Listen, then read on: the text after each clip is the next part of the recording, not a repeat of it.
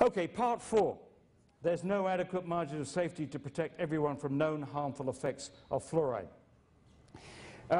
This report here is the National Research Council report, which was published in 2006, and the U.S. Environmental Protection Agency asked the National Research Council to look at whether or not their safe drinking water standard of 4 parts per million was actually safe, or whether they need to do anything about that. They thought they were only going to take a year. They took 3.5 years to produce this 507-page document with 1,100 references. The remarkable thing about this document is that this is the first time a review of fluoride in the United States has been conducted by a truly balanced panel. They normally select rubber stamp panels like you do with the National Health and Medical Research Council. These people are selected to produce a rubber stamp for Australian policy. But in this case, they had people on this panel that were pro-fluoridation, people that were anti-fluoridation, and most of them had never taken a position. And I was happy to give testimony in person to this panel. Now, what did they say?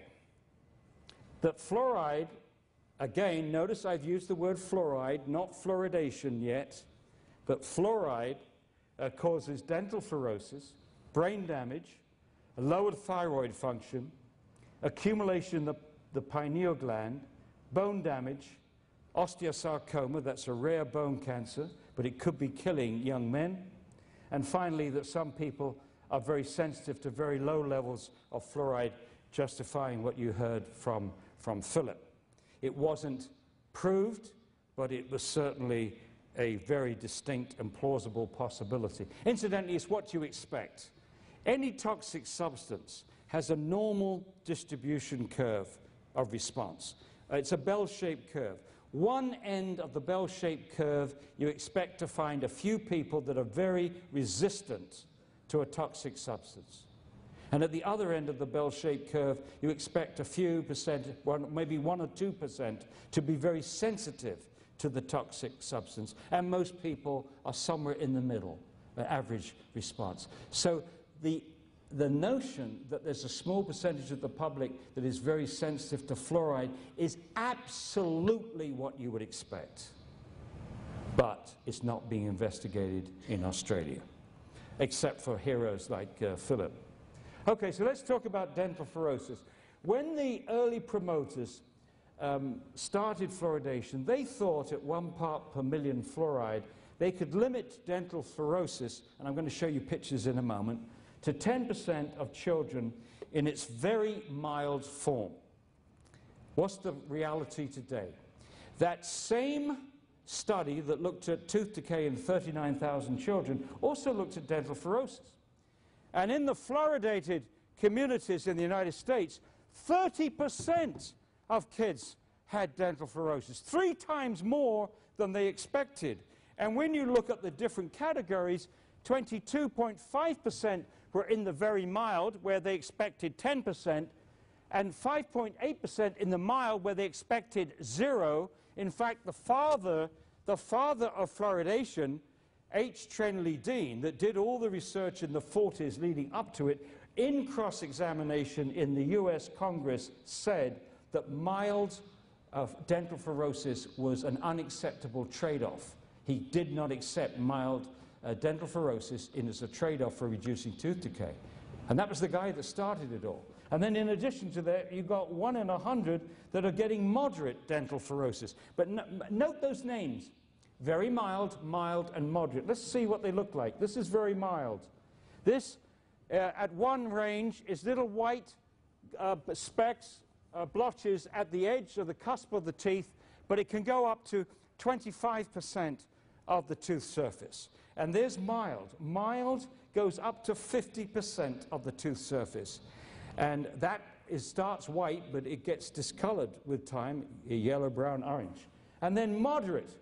Look at that. That's supposed to be moderate. 100% of the tooth surface impacted, with discoloration, with indentations.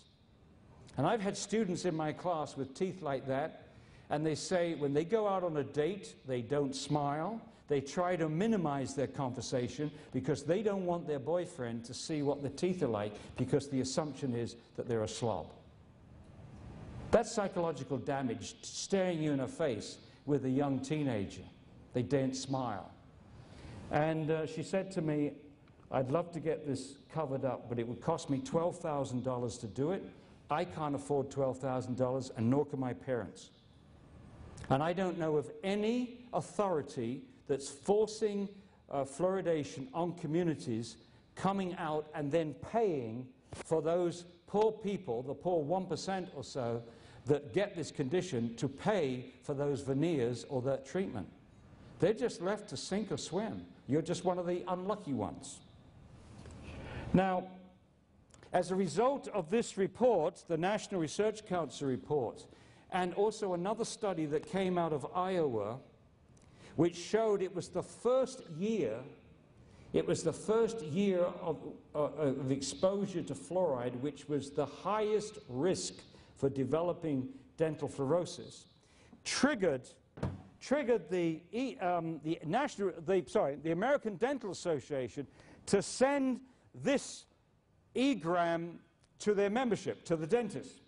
If using, this is the advice that they recommended to patients, if using a product that needs to be reconstituted, they're talking about solid baby formula here, parents and caregivers should consider using water that has no or low levels of fluoride.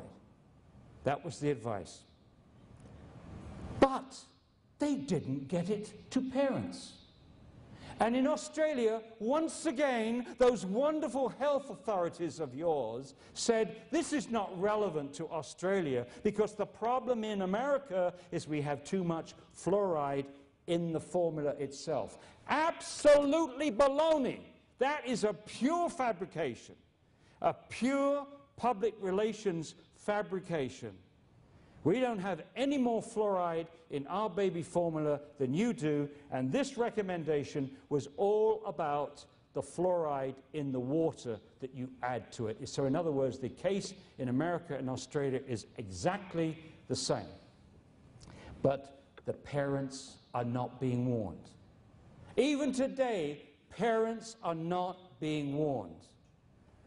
And when we a few days ago tried to get legislation in the state of New Hampshire, where our campaign manager is based, we tried to get this legislation in which would require this warning on the water bills of communities that were fluoridated. And I would recommend, as an interim measure in Mildura, whilst you're waiting to get rid of fluoridation completely, forever, amen, amen, get rid of it, whilst you're waiting, make sure the water company puts this warning in your water bills that parents should not use tap water to make up baby formula.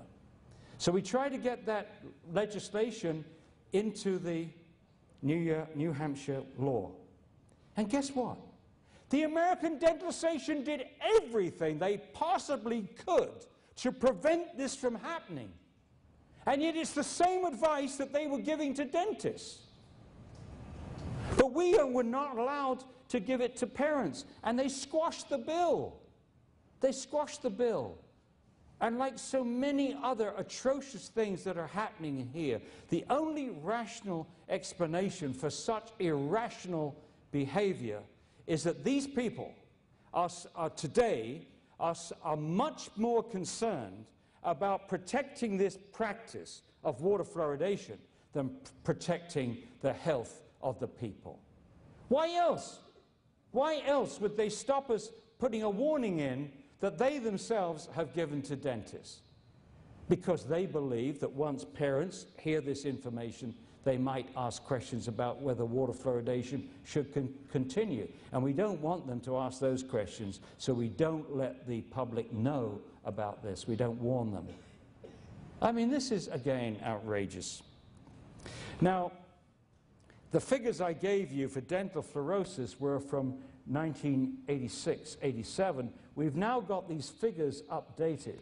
And these now, this is a few weeks ago, and these are for all children in the United States, not just the kids in the fluoridated communities, but all kids, all American kids, aged 12 to 15.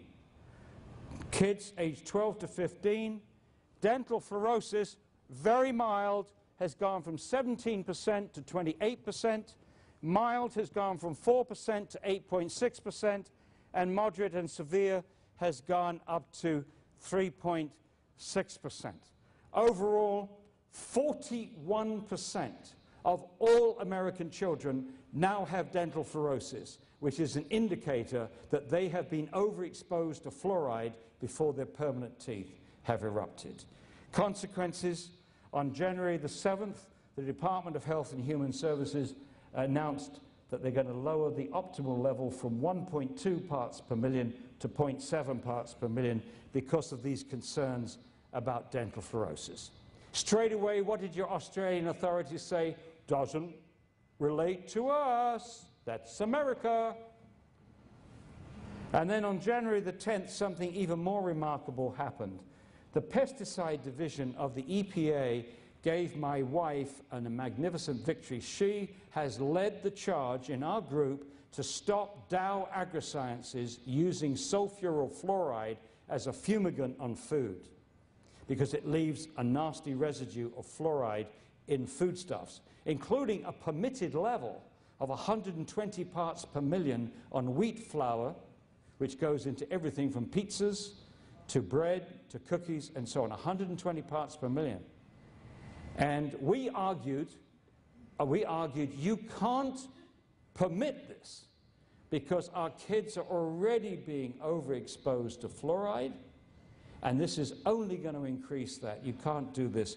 And they said, on the morning they said, we accept all of the Fluoride Action Network's objections, and we're going to phase out the use of sulfurylfluoride over the next 3 years because we're over the limit for American children. They can't take any more. And what does your Australian government do? Nothing. They are continuing to use sulfurylfluoride on foodstuffs, and you don't even have any standards. At least in the United States, Dow had to say what levels were acceptable on these different foods. You don't have that. They're just using sulfurylfluoride willy-nilly, and nobody knows. Like everything else in Australia, nobody knows. Nobody knows what the dental fluorosis figures are. Nobody knows what the sulfurylfluoride residue of fluoride levels are left on the food. But the key question for all of us is, when fluoride is damaging the baby's growing tooth cells, and that's the only thing they're concerned about, teeth, teeth, teeth, teeth, teeth, the rest of us are concerned about brains, bones, thyroid glands. What's it doing to these other developing tissues which you can't see? You can see the teeth damage, you can't see the other. And one of the things I'm concerned about is babies, because the blood-brain barrier is not fully developed when the baby is born, we believe, and the baby should not be exposed to fluoride up to 250 times the level of fluoride that occurs in mother's milk, whatever Dr. Robert Hall believes. And this is what Arvid Carlsson said. Arvid Carlsson won the Nobel Prize for Medicine in 2000. He also led the successful campaign against fluoridation in Sweden. And he said in 1978, one wonders what an increase in the exposure to fluoride, such as occurs in bottle-fed infants, may mean for the development of the brain and other organs. Pretty prophetic, because the National Research Council said it is apparent that fluorides have the ability to interfere with the functions of the brain. And we now have over 100 animal experiments that shows that fluoride can get into the brain, can concentrate in the brain, and cause all kinds of disruption on mental development. Well, this is one of those studies. They gave rats 1 part per million fluoride in their drinking water for 1 year. That's the same level as we get, either as aluminium fluoride, or sodium fluoride.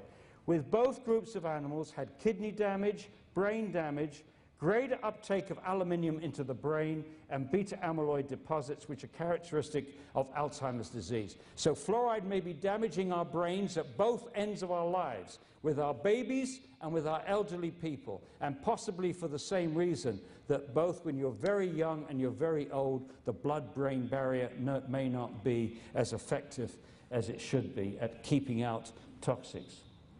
Human studies. There have now been 24 published studies from China, India, Iran, and Mexico indicating a lowering of IQ associated with moderate exposure to fluoride. They're all listed on our webpage and also in our book. This is the study that I was most interested in because I had the opportunity to go to China and visit these two villages. The remarkable thing about these two villages is the populations have been stable for over hundreds of years. They all have the same housing, the same occupation. They're all rural farmers, the same diet, the same rural diet, the same educational level. So everything seems to be the same, except that they have different levels of fluoride in their water. And they did also control for lead and iodine, both of which can interfere with IQ. But there was a 5 to 10 IQ point drop across the whole age range in the village at 2.5 to 4.5 parts per million, and the village less than 0.7. In the village, the higher fluoride village, there were less very bright kids and more mentally handicapped kids. The whole curve of IQ was shifted over. And Zhang estimates that this IQ would be lowered at 1.9 parts per million. 1.9. Now, this is where we have to argue the margin of safety. If fluoride is associated with a lowering of IQ of children at 1.9 parts per million in a small population study, there's only 300 kids in that village, we need to apply a safety factor when we're trying to protect the whole population of Australia or America. And why is that? Well, you've got 300 kids, they're the same, essentially the same genetic, Chinese children, same ethnic group, same most of the things. Whereas when you take the whole population of Australia, you've got different ethnic groups, you have different dietary things, you have many different things. And normally what we do when we're extrapolating from a small study to protect the whole population, we have a safety factor of 10. That's what we normally do. We assume that some kids are going to be 10 times more sensitive in our whole population than one of those kids in the small population. Okay, so now I'm going to make a simple assumption. I'm going to assume that those Chinese kids were drinking 1 liter of water a day to make the arithmetic simple. Okay, so at 1.9 milligrams per liter, if they're drinking 1 liter, they're getting 1.9 milligrams per day. All right? Now let's divide that by 10. 1.9 divided by 10 is 0.19 milligrams per day. So to protect all the children of Australia or America from lowering of IQ, we wouldn't want them to get more than 0.19 milligrams per day, and that's less than 1 whole glass of water. That's what I mean about there not being adequate margin of safety. To continue fluoridation with these kind of studies, and this isn't one, this is 24 studies now. To continue fluoridation with that on the table is utterly reckless. Utterly reckless. And remember, the best you've done in Australia is a saving of 0.3 of 1 tooth surface. So why would you continue a practice aimed at reducing tooth decay by 0.3 of 1 tooth surface when in fact we've got a result which suggests that drinking 1 glass of water may lower the IQ of your children? It's insane. And I defy anybody to tell me that it's not insane. And now, thank God, we've got all of this documented. Everything I've been telling you tonight is documented here. There's 80 pages of references. And I said to my wife, when this finally got published, I said to her, it feels like I've been constipated for 14 years and they've just let me have a crap. And she said, for goodness sake, don't say that. They're going to assume this book is a load of you-know-what, but no. She told me not to say it, and I say it everywhere. But it's all documented. So now, it's up to them to come back with a scientific response. Fluoride in the thyroid. Several lines of information indicate an effect of fluoride exposure on thyroid function, especially when people have borderline iodine deficiency, and that's one of the problems in Australia. You don't have enough iodine. A lot of people are borderline iodine deficient. Some of you are outright iodine deficient. The last thing you need to be exposed to is fluoride. Doctors in Europe in the 1930s, 40s, and 50s used to treat patients with fluoride tablets to lower the activity of the thyroid gland of people with hyperthyroidism. Lowered the function.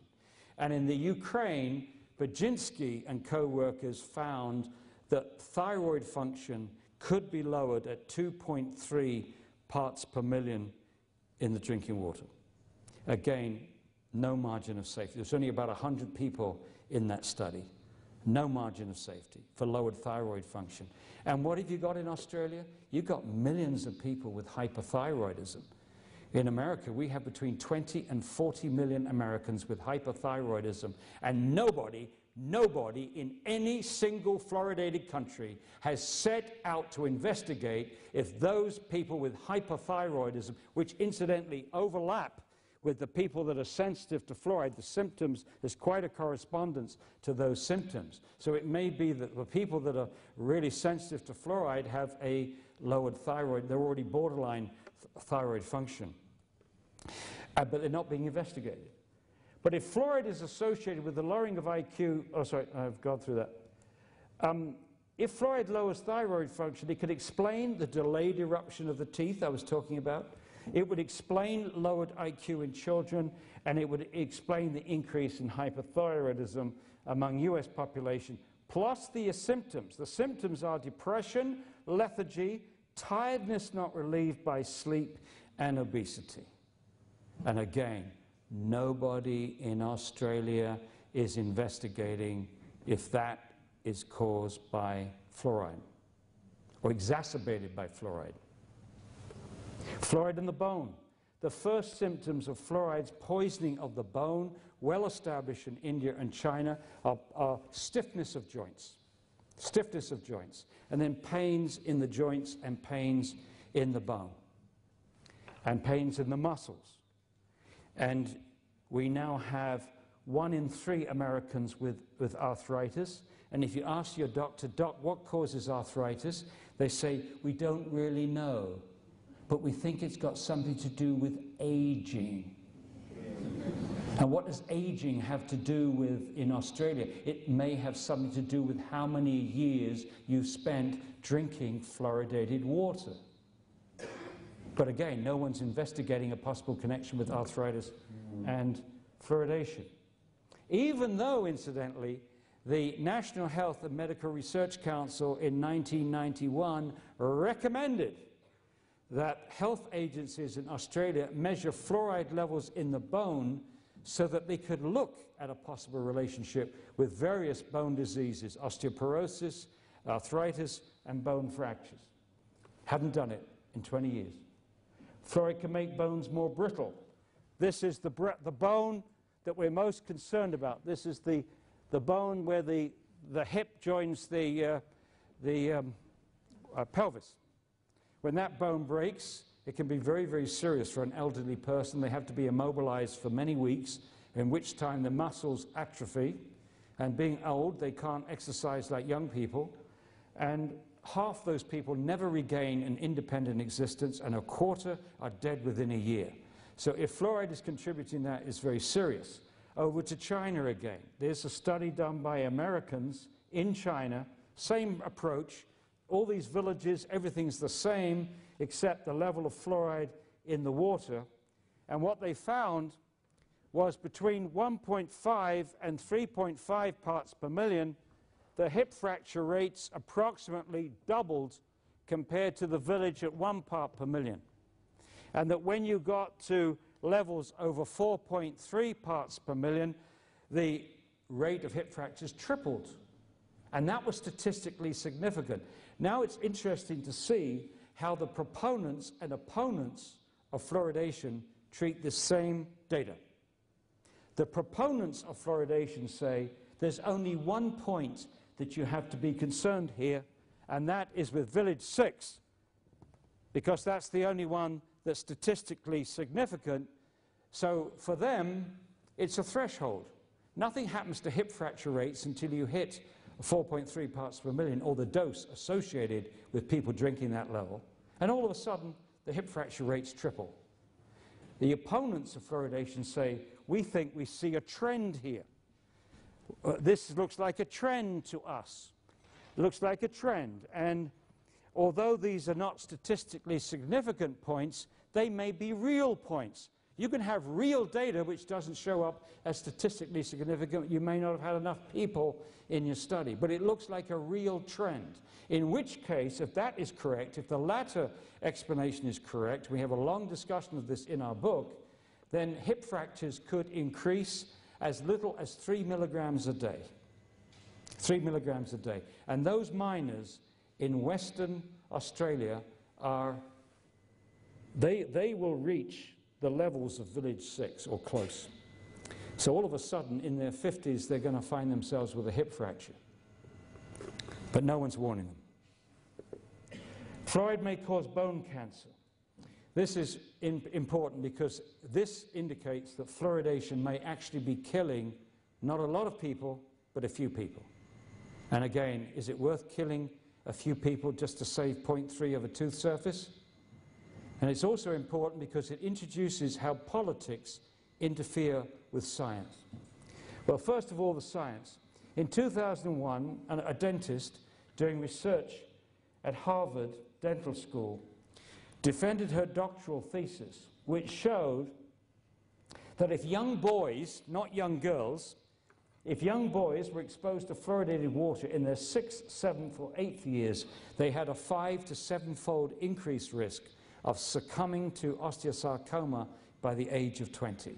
And she was the first person to look at a window of vulnerability, looking at this as a function not of how much fluoride they were exposed to, but when they were exposed to fluoride. And this 6th, 7th, and 8th years corresponds to the mid-childhood bone growth spurt, when the bones are turning over.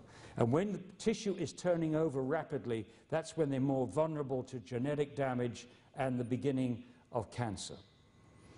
Now, let's have the politics. Her advisor at the dental school was Chester Douglas. And Chester Douglas is pro-fluoridation and is a consultant for Colgate, which has some interest in this matter. And he had 3 opportunities between 2001 and 2005 to tell his peers and the regulatory agencies and his funder that his graduate student had found this result, that water fluoridation may actually be killing a few people. And he didn't do it.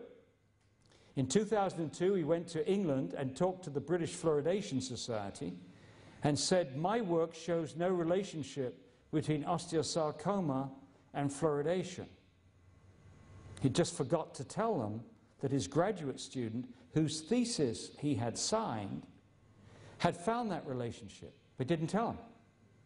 And then when he was asked by the National Research Council to send in a statement of his work, he again said, my work shows no relationship between osteosarcoma and fluoridation. This time he put Bassin's thesis as a footnote, but he didn't explain in his submission that that footnote contradicted what he was telling them. Didn't tell them. They would have had to take a plane from Washington, D.C. to Boston and gone to a rare book section of one of the Harvard medical libraries before they found this PhD thesis, which my son did. My son found, acting on a tip-off, he went to that library in 2005. He found the thesis, the chapter which describes this. He then got that chapter to the National Research Council, and we also got it to the media, to the Wall Street Journal, who exposed these shenanigans from Chester Douglas. But you have to wonder why it is that the National Institute of Health should spend over $1 million funding a study from a dental school to see if fluoridation is killing people. I mean, didn't they think there was any kind of conflict of interest going on there? Anyway, Bassin finally published her study in the May of 2006 with her husband and 2 other professors from Harvard. And on the same issue of the journal, Chester Douglas, puts in a letter telling people not to take this result too seriously because his larger study refuted her findings. And then he promised his study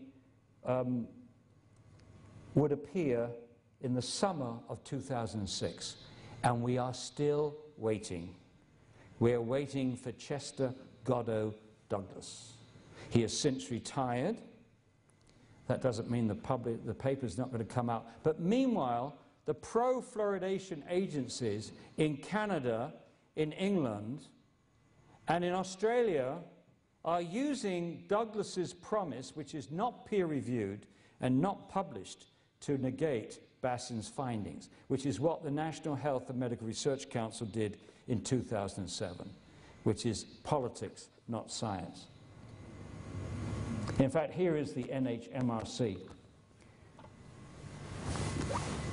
David McRae wrote to the National Health and Medical Research Council when he heard that they were coming out with a review of fluoridation and said, please carefully review these 507 pages from the National Research Council.